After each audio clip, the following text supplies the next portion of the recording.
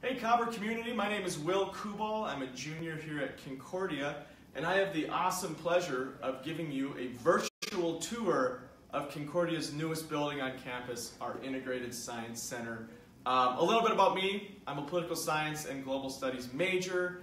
Along with serving in the awesome admissions department here on campus, I also do student government. So let's head this way, and I'll show you a little bit about our Integrated Science Center. Of course, I am not alone though. Who better to show this awesome building than three great faculty members that work and do what they love here in our new building on campus. And I'll give them a second to introduce themselves in front of our living wall here. Hi, I'm Dr. Dan Bibikauser. I teach in the math department, and I teach a variety of math classes here. Really enjoying the new building and some good spaces for those classes. I'm Dr. Julie Rutherford. I'm the Director of Health Professions, and I'm a professor in biology, and I teach the year-long anatomy physiology 400 level cadaver-based. And I'm Dr. Graham Wiley from the chemistry department, and I'm the coordinator for our general chemistry lab program, which all of our freshman students go through. And I'm also in charge of Concordia Science Academy, which is really about getting science out into the community. You'll be hearing from those three quite a bit a little bit later. Let's start to head this way, and I can show you just some of the things we like to see here in the Science Center, some labs that we might have, some discussion spaces. The Integrated Science Center officially opens its doors on October 31st, just this past fall. We had classes on time and on schedule. It was an 18-month process for construction, but quite a lot of time before that in the initial planning phases. A $47 million project, which is actually surprisingly a lot more than what you pay in tuition here at Concordia. All of that money, speaking of tuition, didn't raise tuition by a dime. It was all raised by the awesome members of the Cobber community, alumni, hospitals, and other private businesses that pinched in a little bit of money. Speaking of donations, we're going to head to one of the awesome, cool suites that our students love to study in. It's our Sanford Health Laboratory suite.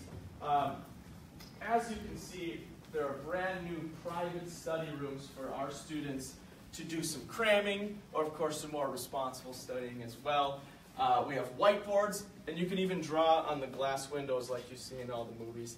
A lot of our study spaces come with TVs that you can wirelessly attach your laptops to project anything from homework assignments to The Office, which some of us are always guilty of doing from here and then. So the Sanford Health Laboratory Suite is one of the amazing examples of students either having group projects or just sort of solo projects, getting all that work done. And of course we thank Sanford and many of our other donors for helping us make the Integrated Science Complex a reality.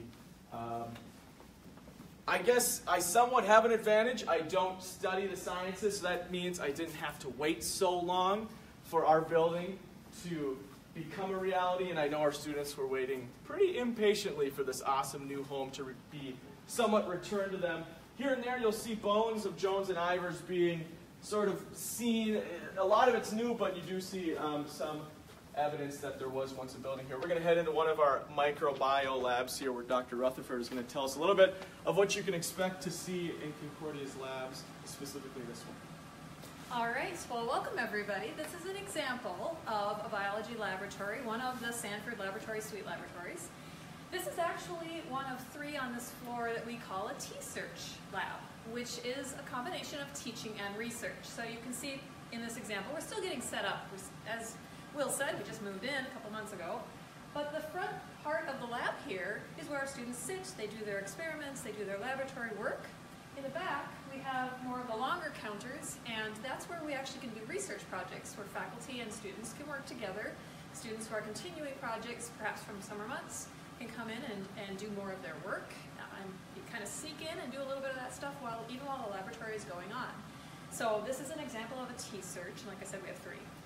Also, while we're in here, I'll mention that we have on the south end of the building the intro labs. So our T-Search labs are more for our upper level classes. Our introductory labs are down on the south end, and we've actually moved to an integrated lecture lab format. So they actually have lecture time, and then they'll have some hands-on laboratory time, then back to lecture for a little while, and then back to lab. And it's all done in one big block over the course of a couple days a week. And the students seem to be enjoying the more active learning type of thing. And then we have laboratories downstairs as well for biology. The cadaver lab is downstairs. We're excited about the improvements to that. We've gone up to 6 cadavers. We have nice, very safe and secure storage, great ventilation, so we don't have fume issues. And it's just been really awesome to move back into this building and be able to be surrounded by such nice facilities. Thank you. Dr. Rutherford, what sort of advancements has our biology program seen in having such a cool cadaver program? How does that set us apart from other, say, undergraduate institutions here in Minnesota? Well, you know, there are a lot of other undergraduate institutions that do have cadavers, and they're all set up just a little bit differerly. I think one of the advantages ours has is that 100% of the work is done by the students. There's no pro sections done by myself or the upper class students that might have taken the class before. It's all done by the students. It is an 8-month dissection process as opposed to a 1 semester kind of rush. We go very, very slowly. Sure. Awesome. Yeah, I'd be very afraid to look at cadavers, that's for sure. That's would you mind describing a little bit about what the laboratory setting for our first-year students might be, either as a bio major or someone who might be something like a political science major, for example? The introductory course for the major is more of that integrated type that I was referring to, where they'll have a few hours twice a week where they'll meet and have lecture time and then laboratory time. The non-majors class is more traditional lecture format with a couple of hours of laboratory twice a week, Sure. where they do more of the hands-on, a little bit separated from the lecture content. What is your favorite part about teaching first-year biology students? I actually don't teach first-year. You don't teach first-year biology students? I don't. Okay. It has been a decade since I've taught first-year students, so I only have juniors and seniors. Well, what's your favorite about teaching juniors and seniors then? Okay, that one's easy. They're disciplined, they're motivated, they're excited to learn. Yeah. I'm fortunate in that everybody that's in my class is a very serious student about professions. They're all heading to medicine, dentistry, PT, PA, Sure. all of those. They're very focused on their goals. Most of them are either in the application process or they're gearing up for it. Right. So very determined. Sure. The hard part with that sometimes is that they can be almost too determined, Yeah. and you know, learning how to just relax and have fun. They're good at it, You're right. but they worry too, and I Sure. understand that it is a challenge. Sure. Yeah. So I'm sure you work with students who are preparing to move on to medical school after Concordia. What sort of success has Concordia students seen in getting into medical school? So the number that we give Yeah, right. is 88%. That's a And big number. It's a big number. It's a big number. The way we calculate that, though, is I prefer to look at a 10-year period Sure. because a student may not get in on the first try. That's just the way it goes. Sure. And so over the course of 10 years, 88% of students that ever apply to medical school do get into medical school. That said, I know, since I've tracked all of those students, that the 12% aren't necessarily failures that never got in. It's that they found something else they love in the meantime. Sure. And they stopped trying, and that's okay because they're passionate about something else. Final question here. How has the Integrated Science Center sort of changed the dynamic of everyday biology lab classes? Wow. Oh, That's a big question. that is a big question. It's the million-dollar question. Especially when you compare it to the last year and a half. Sure. Because we were scattered all over campus. Some labs were not even held. Our classrooms were in buildings we'd never set foot in to teach before. Our offices are in an old dorm. So that in itself has been amazing to come back here, be with our colleagues, have the students studying right near us. Sure. The new facilities have been wonderful just because everything is so new and Right. exciting. Right. There's so much light. It's unfortunate it's not a sunny day, Right. but the ability for students to be in here and, you know, if you kind of swing around. Yes. Swing around. Let's swing. Let's swing. If you look out, you know, the discussion space right here, there's students that are studying. All the way across, you can see the commons, and, you know, on a beautiful day, you can see the students playing Frisbee Right. over on Olin Hill. And it's just really cool to be able to bring all of those different environments of student activity into Right. view. Right. And I just love it. Yeah, That's no, I know that our current biology students love doing lab work in our brand new labs. Maybe one last look at a microbiology lab that we have here at the Integrated Science Center. Before we head out, any final thoughts at all? Well, I think just as long as everybody knows how great it is. Right, perfect, awesome. All right, we'll start to head this way, up to the 3rd floor of our new Science Center.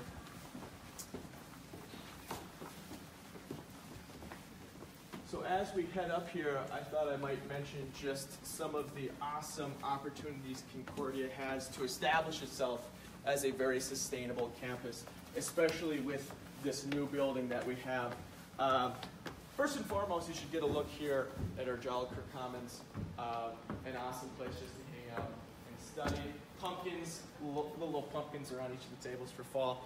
We do have a nice indoor fireplace down there, which I'm hoping will get activated sooner rather than later, especially with the windy weather that we're having today.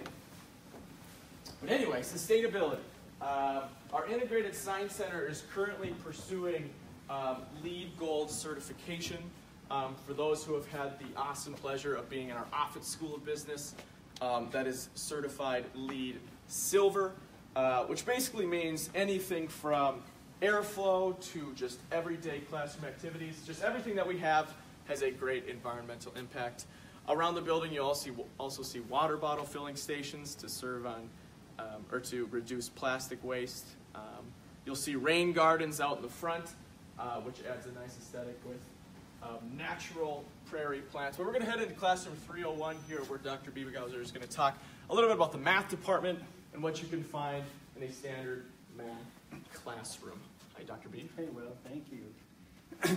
Yeah, this is one of our classrooms here. It's a pretty typical layout for how we do our math classes, but it's also very, very flexible. So one of the things we like about the design in the new space is the ability to arrange these tables to have people working in groups, Sure. maybe do some lecture for a little bit, but then give them some opportunity to work collaboratively. And Will was pointing out some of the technology in the study rooms, but the technology here in the classrooms too, the standard things you'd expect, document cameras, abilities to project from laptops or computers or whatever, really gives us some of that space. Sure. So that's been some advantages, like Dr. Rutherford was saying, the ability to see out across campus, and I kind of like some of the ability to see in the classrooms as we go. Sure. To have people walking by and see some of the different science and math classes that are going on, Right. even as they are going on. Mm-hmm. And it's occasionally a little bit distracting, but not too bad. My favorite, I had a blog post a little bit ago about my 51 favorite reasons for appreciating this new Integrated Science Center. And one of those was the ability to have people walking by and see in these classrooms. And I mentioned that blog post that it only got distracting once when I had two small kids that kind of kept their faces pressed up against the glass for a good solid minute. But otherwise, that kind of interaction, even in outside the classroom, has really been good.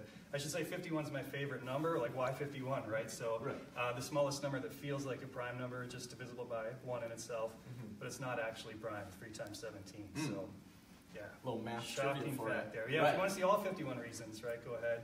Check out that blog post. Yes, absolutely. It's got some great information on there, some of which has already been said on the tour, but plenty more. It'd be hard to fit all 51 things into this small virtual tour. Dr. B, could you maybe describe just a standard everyday math class of what students could expect? Yeah, I think one of the advantages at Concordia is we have, usually our Monday, Wednesday, Friday classes are 70 minutes instead of 50, so Sure. at many other schools, you kind of have that condensed time, and here we have a little bit more time. So we really do like to start with homework questions, a chance to just get a sense of where people were at from the unit before, but then also have some extra time after introducing the new concepts to have a chance to have that more interactive, exploring new ideas. In one of my classes, especially exploring math, which I teach in a room almost exactly like this one, after I talk for 10, 20 minutes, it really is up to them to not only like understand what we just talked about, but kind of develop the ideas more themselves. And so hopefully living up to that exploring math sense, and that they're able to really figure that out. And you can do that in a traditional kind of lecture hall, but it's so much easier when you've got just the built-in pairings right here with the tables. There are even groups of 4. And another thing, maybe outside of the classroom, that I really like about the building, just those informal study spaces and how accessible they are to our offices. I can see from my office into the commons. Students, even last week before a test, they were writing giant help signs on the windows, right? Like, so that I knew to come over, right, and help them out again. So, yes, it's been fun to have that dynamic that we didn't have in the past couple of years, but even it was a little bit more limited in the old building too, just how closely we can work with our students in studying. Yeah, absolutely. With Concordia's 11-to-1 student-to-faculty ratio, it already is pretty easy for students to not only get to know the professors, but also work with them outside of the classroom. And of course, with the new dynamic that the classrooms have sort of created in the building, that even gets easier, which is really, really cool. What sort of opportunities do students have outside of the classroom to get tutoring? How about that? Yeah, we have tutoring for all of our lower level classes, designated tutors for each one of those. And we're one of the bigger employers on campus just for that reason. Our majors like to kind of give back to the community and work for us by doing some of that tutoring. So we've built in tutoring on the nights before classes are held, a chance for them to work with the tutors on their homework or work with other people that are in the class, kind of bounce ideas back and forth. So we hold office hours with an open door policy. If you come by the math part, you'll see just students in and out asking questions there too. But we know that we're not always available for evenings and weekends, and that's where we can really supplement with those student tutors too. Absolutely. When all of you get a chance to come visit the Integrated Science Center in person, all the back walls on each of the floors are lined with our professors' offices where you can go and say hi. Their office hours are always posted. Give them a knock during that time or set up an appointment. It's very, very useful to establish not only a personal but professional relationship with your professors, and Concordia makes that really, really easy. Okay, last question, Dr. B. Okay. What do you think the biggest change that the math department has seen since entering in the new building? I think it is that closeness with the students. I think that we were back in a central space. We designed our offices around a study area, so with that glass you're talking about, you can write on like the movies. I mean, it's just right there. So I think bringing that math community back and even in a stronger way than it was maybe in the old building. For sure. Yeah.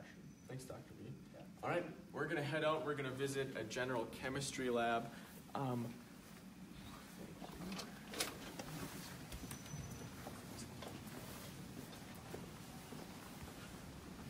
So along the way, just obviously some themes that we're seeing in the Science Center. First and foremost, the closeness that you see with students and professors. Plenty of time to work and get to know them outside of the classroom. We've seen brand new opportunities that students have realized within lab courses and also math courses and things like that. Obviously, the Integrated Science Center has been an amazing benefit to our campus community. I'd also like to point out one of the many periodic tables that we see along the walls. This one's cool because it lights up into neat little colors.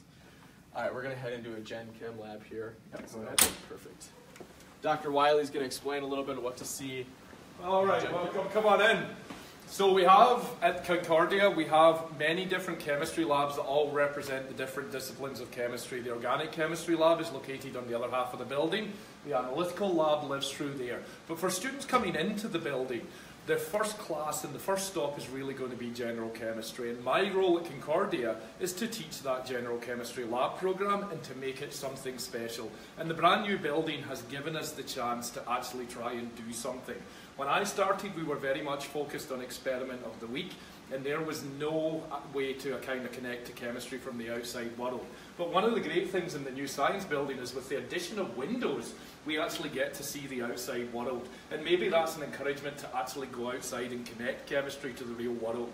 To not just come in and use some chemical you've never heard of and basically never use it again, but to do some experiments with real world relevance and maybe even draw in some sustainability along the way. So what you're looking at here is our general chemistry lab. The first thing to notice, it's not very big, but that's okay because we're looking for not having hundreds of students in the lab at the same time. This maximum number of students we ever have in here is 24, and the majority of these labs are actually taught personally by myself. And so when we redesigned this space, the whole idea was, and I'm sorry to all the maybe older people who are out there, but the era of the Bunsen burner has sadly left us by. And when we designed the tables, when we designed the working area, all you really need nowadays is just simple power sockets. And so we wanted an open lab. A lab where students at one side can watch what's going on the other side of the lab and really kind of see what's going on. Clean sight lines, the ability to move around, and just space to kind of brainstorm ideas and to try and do different stuff. And that's what I try to do in the general chemistry lab. So if you come and join us here, it's really something I hope you see comes into practice. At the moment, we're set up for next week's lab, so you can see some of the glassware in place already. But students work in small groups all the time. We work in pairs, we work in groups of 4. And the lab has been redesigned to really allow that to be easy to do and just to use some of that technology that's out there. And so I kind of want to talk maybe a wee bit about a couple of our different projects. We talked about sustainability, and one of the things Concordia has, which isn't actually in this building, but it's located far on the side of campus, is an organic garden. So if you walk with me over here, then you're going to notice that it looks highly professional, but what we have here seems to be a large amount of dirt in Dixie cups.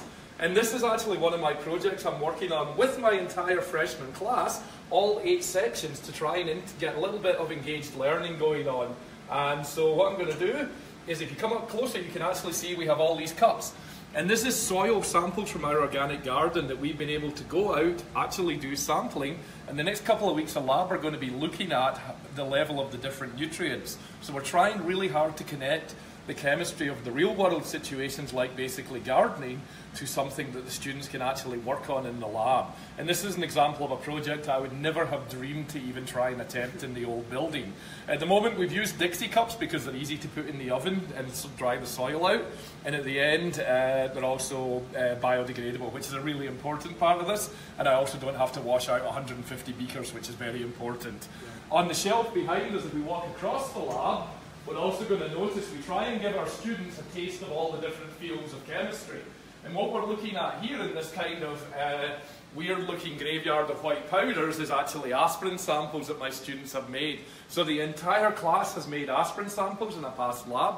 We've been drying them out, and this week Cummings lab will be all about trying to determine how pure the material they actually made. So this is a lab that I've kind of been doing for a couple of years, but the new building gives us a chance to kind of leave these things laying out. We weren't able to do this for the last few years, and really kind of bring together all the class data. It's not just about what students in one section are doing. We're actually putting it all together to try and work out, myself or the other professor teaching it, whose section gets the best yield, because I think there's bragging rights on the line. And that's the kind of thing we do. We try and make it engaged for the students, and this lab has really given us the space to do that.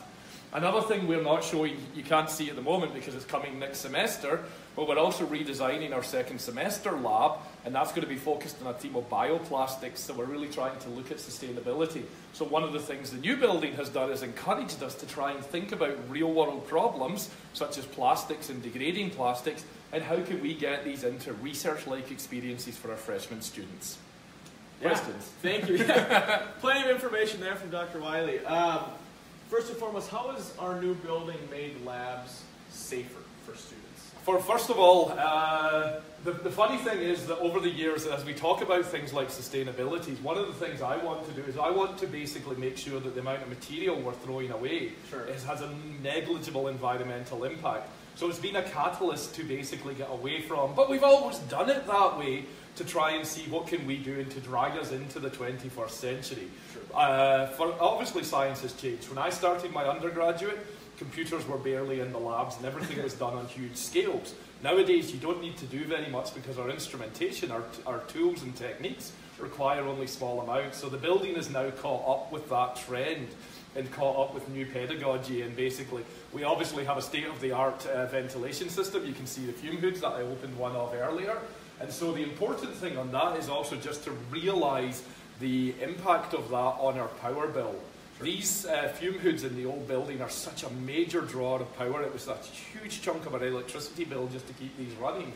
And while you can see a lot of the guts of it above you as you look up at the ceiling, what we're actually seeing is it's a much smarter system.